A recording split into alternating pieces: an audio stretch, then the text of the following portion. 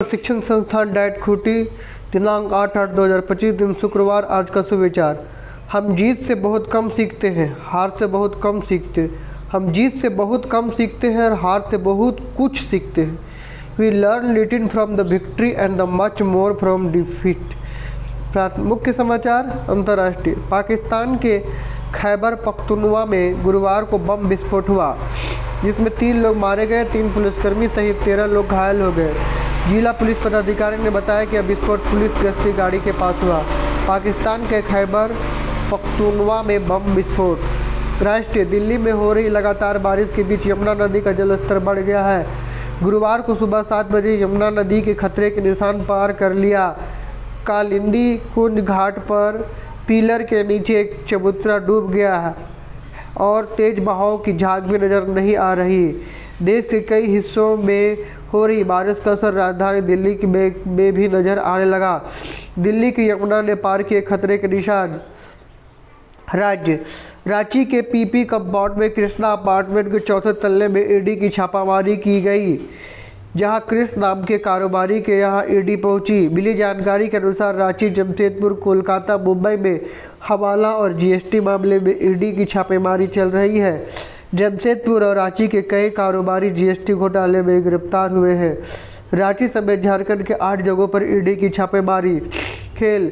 अगले महीने होने वाले भारतीय दौरे के लिए क्रिकेट ऑस्ट्रेलिया ने किया टीम का ऐलान, जिसमें सैम कोस्टास, नेथन मैक्सवीना और ओलिविर पिक को ऑस्ट्रेलिया ए टीम में चुना है। ऑस्ट्रेलिया ए टीम सितंबर भारत ए के खिलाफ 2 लाल गेंद के 4 दिवसीय मैच खेलेगी।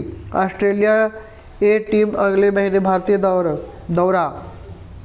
इंडियन नेवी में सिविल ट्रेड्समैन ग्रुप सी के पदों पर भर्ती के लिए 1266 पदों पर भर्ती की जाएगी। यह भर्ती रोजगार समाचार में 9 से 15 के साप्ताहिक समाचार पत्र में प्रकाशित किया गया है, जिसकी अंतिम तिथि आवेदन शुरू होने से 21 दिन तक है। पद पर नियुक्ति।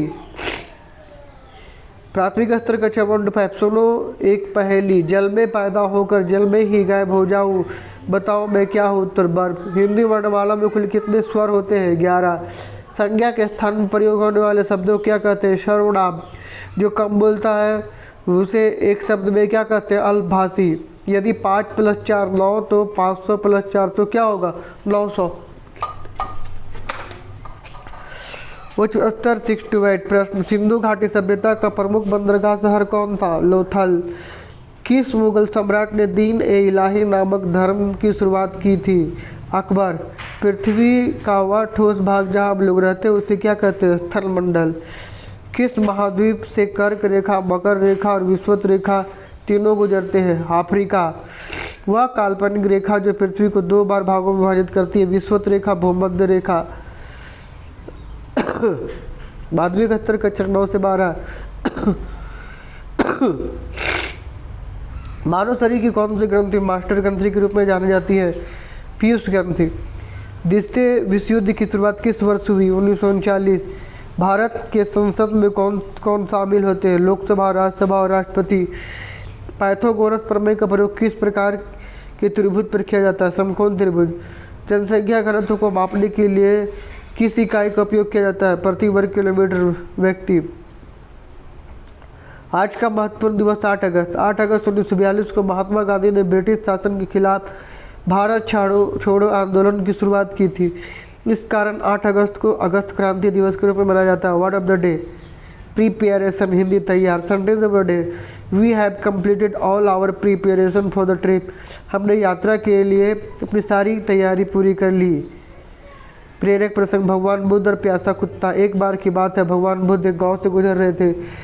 उन्होंने देखा कि एक कुत्ता बहुत प्यासा है और पानी की तलाश में उधर उधर भटक रहा है। गांव के लोग कुत्ते को देखकर उसे भगा रहे थे, लेकिन बुद्ध ने उसे देखा और उसके पास गए। बुद्ध ने अपने शिष्य से आनंद से कहा, जाओ इस कुत्ते को पानी पिलाओ। शिष्य आनंद ने पास के कुएं में पानी निकालकर कुत्ते को दिया। पानी पीकर कुत्ते की जान आई और पूंछ हिलाता हुआ चला गया।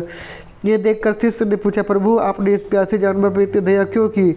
लोग तो इसे भगा रहे थे। बुद्ध ने मुस्कुरा कर कहा, आनंद हर जीव में जीवन है। हर जीवन को सम्मान और दया की ज़रूरत होती है। हमें किसी को भी छोटा या तुच्छ नहीं समझना चाहिए। अगर हम दूसरों की पीड़ा को महसूस कर सकें तो उनकी मदद कर सकें तो यही सच्ची मानवता है। कहानी से सीख, हर छोटे जीव के प्रति दया की करुणा का भाव रखना चाहिए। यही मानवता का सच्चा धर्म है। आज के अपडेट के नहीं है। जय झारखंड।